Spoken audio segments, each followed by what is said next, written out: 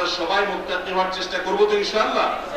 আমি আজ মুত্তাকিদের 32টি বৈশিষ্ট্য এবং গুণের কথা আপনাদেরকে শোনাতে চাই সংক্ষেপে, বিস্তারিত কথা বলার সুযোগ নাই। এই গুণগুলো স্বয়ং আল্লাহ রাব্বুল আলামিন কোরআনে উল্লেখ করেছেন। এই 32টা গুণ যদি থাকে কারোর মধ্যে, সেই ব্যক্তি নিজেকে মুত্তাকি হিসাবে গণ্য করতে পারে, মনে করতে পারে ইনশাআল্লাহ।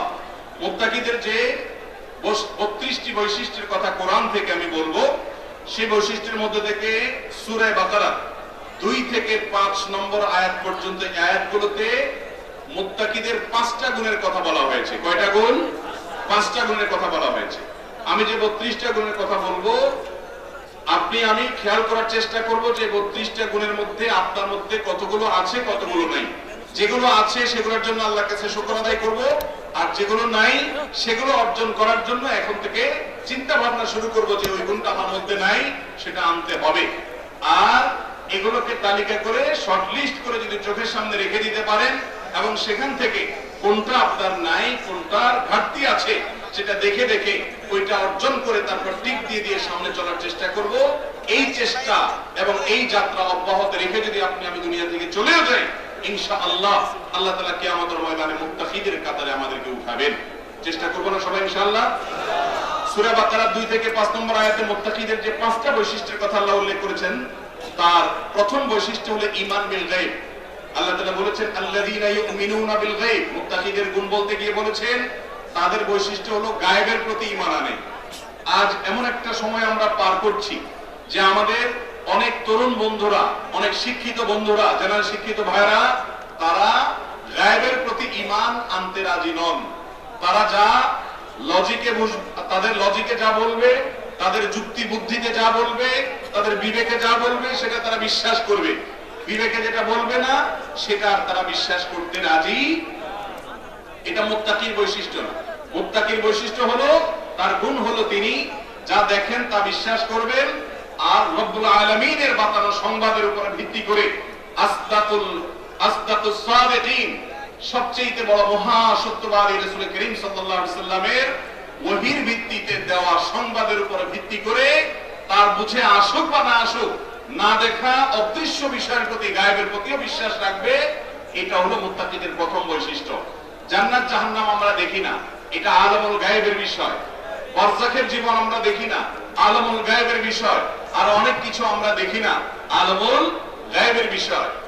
আমি আমার বিবেক দিয়ে যা বুঝি তা তো বটেই, আর যেখানে আমার বিবেক বুঝতে অপারগ, রব্বুল আলামিন সে সংবাদ দিয়েছেন, সেটাকেও যে বিশ্বাস করে, এই ব্যক্তি হলো মুত্তাকি। মুত্তাকির মধ্যে এই বৈশিষ্ট্য থাকতে হবে। আমরা যারা মনে করি যে আমার বুঝবুদ্ধির বাইরে আমার বিশ্বাস করা উচিত না, তাদের কাছে আমাদের বিনীত প্রশ্ন যে আল্লাহ রাব্বুল আলামিন হলেন মহান সৃষ্টিকর্তা, আর আমরা হলাম তার ক্ষুদ্রাতি ক্ষুদ্র সৃষ্টি, তুচ্ছাতি তুচ্ছ গোলাম এবং সৃষ্টি। একজন সাধারণ সৃষ্টি হয়ে সৃষ্টিকর্তার সমস্ত বিষয়ের রহস্য, সকল আদেশ নিষেধের হিকমত, নিগূঢ়তা, এগুলো সবগুলো আমাদের রপ্ত করে ফেলা, বুঝে ফেলা, এটা কোনোদিন সম্ভব? একজন সাধারণ শ্রমিক, সে তার মালিকের সব আদেশ নিষেধের রহস্য ধরতে পারে? যদি ধরতে পারে, তাহলে তার মধ্যে আর মালিকের মধ্যে পার্থক্য থাকে না। এই জন্য আল্লামা ইকবাল বলেছিলেন, জু সমঝ মে আ গই ও ফির খুদা কিউ কর হুয়া।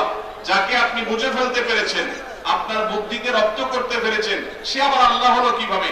আল্লাহ তো তিনি যে আপনার ব্রেন বুদ্ধি দিয়ে আপনি তাকে ক্যাপচার করতে পারবেন না, আপনার বুঝের মধ্যে তাকে সীমাবদ্ধ করতে পারবেন না। তাকে নিয়ে গবেষণা করতে করতে তার আদেশ নিষেধ, তার দেয়া সংবাদ, এগুলোর নিগূঢ়তা, রহস্য এবং এগুলোর যে সমস্ত হিকমা রয়েছে, সেগুলোকে আবিষ্কার করতে করতে একটা পর্যায়ে আপনার বিবেক বিকল হয়ে যাবে, থেমে যাবে। তারপর আল্লাহ তাআলার কুদরত, আল্লাহর দেয়া সংবাদ, এটাকে আপনি রহস্য উদ্ঘাটন করে শেষ করতে পারবেন না। এটাই তো হলো অসীম ক্ষমতাধর রব্বুল আলামিনের যে শান, সেটা। আর যারা মনে করে যে যা বিবেকে আছে সেটাই বিশ্বাস করব, সে কখনো আল্লাহ রাব্বুল আলামিনের কাছে নিজেকে সারেন্ডার করার মাধ্যমে যে ইসলাম গ্রহণ করতে হয়, সে কাজটি সে করতে পারে নাই। অতএব আমাদের বিবেকে বুঝে আসুক বা না আসুক, কোরআনে আল্লাহ যা বলেছেন, নবী সাল্লাল্লাহু আলাইহি সাল্লাম থেকে যা প্রমাণিত হয়েছে, সেটা সত্য নয় শুধু, বরং সেটা মহাসত্য। ঠিক না ঠিক? একজন মুত্তাকি মানুষের মধ্যে এই পয়েন্টটা থাকবে, গায়েবের প্রতি ঈমান। কিয়ামত যত নিকটবর্তী হচ্ছে, এই পয়েন্টটা অনেক বেশি গুরুত্বপূর্ণ হচ্ছে। কেন? কারণ এখন আজকাল আমরা